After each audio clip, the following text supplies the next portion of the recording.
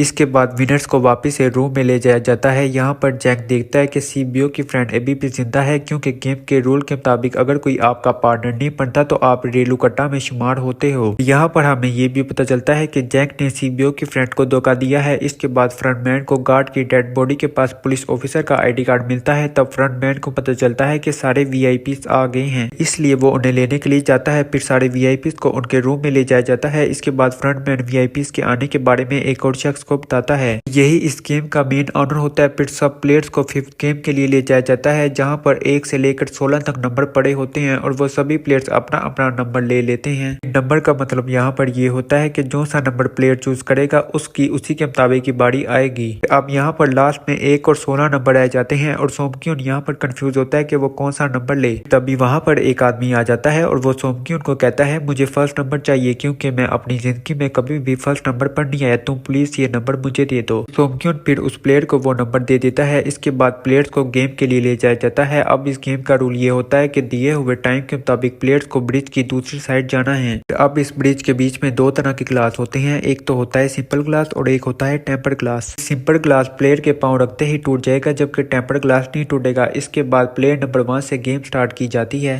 Players एक एक करके गिनना स्टार्ट होते हैं। फिर एक टाइम ऐसा आता है कि जंग के अगले सारे प्लेयर मर जाते हैं और वही सबसे आगे होता है, मगर वो फिर आगे ही नहीं बढ़ता। अब प्लेयर्स के पास एक ही रास्ता होता है, या तो वो आगे जाएं या सारे के सारे मर जाएं। अब जंग के सामने उसकी वही पुरानी दोस्त आ जाती है। वो उससे कहती है तुम्हें मैंने कहा था ना, जिस दिन तुमने मुझे धोखा दिया तो मैं तुम्हें मार दूंगी। इसके बाद वो जंग को जोर से पकड़ लेती है, फिर वो उसे लेकर नीचे गिर जाती है। अब प्लेयर्स में एक आदमी था जो ग्लास कंपनी में काम करता था। फिर उसे पता था कि टेम्पर ग्लास कौन से हैं, लेकिन जब फ्रंटमैन को इस बात का पता चलता है तो वो लाइट ऑफ कर देता है ताकि वो ग्लास को पहचान न सके। अब लास्ट में एक ही स्टेप बचा था और उनके पास टाइम ही नहीं था, इसलिए सांगू उस आदमी को ग्लास में धक्का दे देता है और यहाँ सांगू, सोमक्यून और सीबीओ उस ब्रिज को पार कर लेते हैं। लेकिन लास्ट में सब टेम्पर ग्लास एक साथ टूट जाने की वजह से सीबीओ को काफी चोट लगती है। उधर उस ऑफिसर ने एक सर्वेंट को मारकर उसकी जगह ले ली थी। अब एक वीआईपी को उस ऑफिसर पर शक होता है तो वो उसे मास्क रिमूव करने को कहता है। फिर वो ऑफिसर उसे कहता है हमें सबके सामने मास्क रिमूव करने की इजाजत नहीं है, तुम रूम में आ जाओ, मैं वहाँ मास्क रिमूव कर दूंगा। इसके बाद वो ऑफिसर वीआईपी को लेकर अंदर चला जाता है और उसे वहाँ बेहोश कर देता है। इस बात का पता फ्रंटमैन को भी चल जाता है और वो ऑफिसर के पीछे जाता है।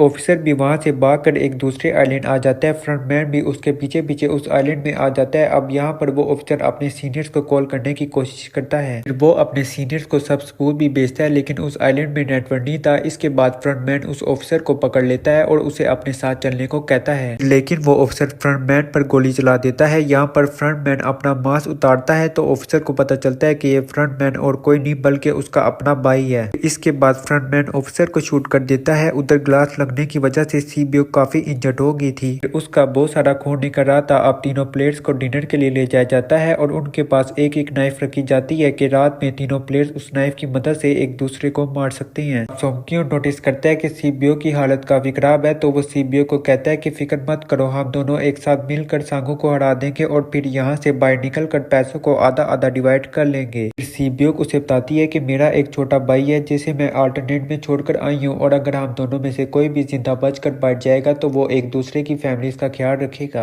अब सीबीओ की हालत काफी खराब थी और उसे डॉक्टर की भी जरूरत थी, इसलिए सोमक्यून मदद लेने के लिए जाता है। लेकिन जब तक वो वापस आता है तब तक सांगू सीबीओ को मार चुका था। नेक्स्ट डे सांगू और सोमक्यून को लास्ट गेम के लिए लाया जाता है। इस गेम का नेम था स्क्विड गेम और इसका रूल बहुत ही सिंपल था, मार दो या मर जाओ। अब गेम स्टार्ट हो जाती है और सांगू सोमक्यून के बीच काफी लड़ाई होती है, लेकिन लास्ट में सांगू की हालत खराब होने लगती है। तभी सोमक्यून कहता है मैं इस गेम को रोकना चाहता हूँ, और तभी सोमक्यून सांगू को उसके साथ चलने को कहता है। हालांकि सांगू ने सीबीओ और अपने बहुत से और भी दोस्तों को मारा था, लेकिन फिर भी सोमक्यून उसकी तरफ दोस्ती का हाथ बढ़ाता है। मगर सांगू अपने किए पर बहुत शर्मिंदा था, इसी वजह से वो खुद को मार डालता है और इसके बाद सोमक्यून ये गेम जीत जाता है। अब फ्रंटमैन सोमक्यून को कहता है तुम बहुत अच्छा खेले, मुझे तुम्हारी जीत की उम्मीद नहीं थी। इसके बाद सोमक्यून को उसके घर पर छोड़ दिया जाता है और उसे एक कार्ड भी दिया जाता है। फिर वो जब एटीएम कार्ड को मशीन में लगाता है तो वो देखता है कि सारे पैसे वादे के मुताबिक उसके अकाउंट में भेज दिए गए हैं। इसके बाद सोमक्यून अपने घर जाता है, लेकिन तब तक उसकी मदर की डेथ हो गई थी। अब हमें 1 ईयर के बाद का सीन दिखाया जाता है, जहाँ पर हम देखते हैं कि सोमक्यून की हालत काफी खराब हो गई है, यानी वो काफी परेशान और उदास है और उसने जीतने वाले पैसों को हाथ तक भी नहीं लगाया। और एक दिन फूल बेचने वाली औरत सोमक्यून के पास आती है और वो उसे सेम वैसा ही कार्ड देती है जिसमें एक एड्रेस लिखा हुआ था। सोमक्यून जब उस एड्रेस पर जाता है तो उसे पता चलता है कि ये सारी गेम का ऑनर और कोई नहीं बल्कि वो बुरा आदमी है, प्लेयर नंबर 1, और वो अभी भी जिंदा है। यहाँ पर वो बुरा आदमी सोमक्यून को कहता है कि मैं अपनी लाइफ से बोर हो चुका था और ये सारी गेम मैंने अपने क्लाइंट्स के साथ मिलकर बनाई है ताकि मैं लोगों को मरता हुआ देखकर एंजॉय कर सकूं, लेकिन हमने किसी को मजबूर नहीं किया था ये गेम खेलने के लिए। यहाँ पर हर कोई अपनी मर्जी से आया था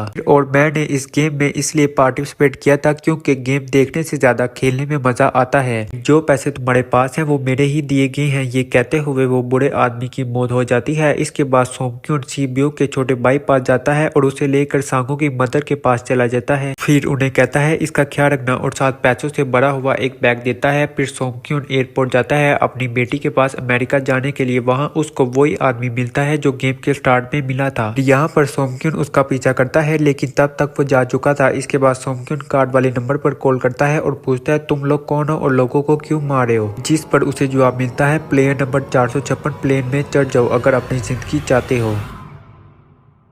प्यारी पब्लिक, ये थी स्क्विड गेम के सीजन 1 की एपिसोड 4। मुझे उम्मीद है आपने इसको एंजॉय किया होगा और अगर वीडियो को एंजॉय किया है तो काइंडली वीडियो को लाइक और चैनल को सब्सक्राइब कर देना। इसी के साथ अब मैं चलता हूँ, अपना ढेर सारा ख्याल रखिएगा। अल्लाह हाफिज।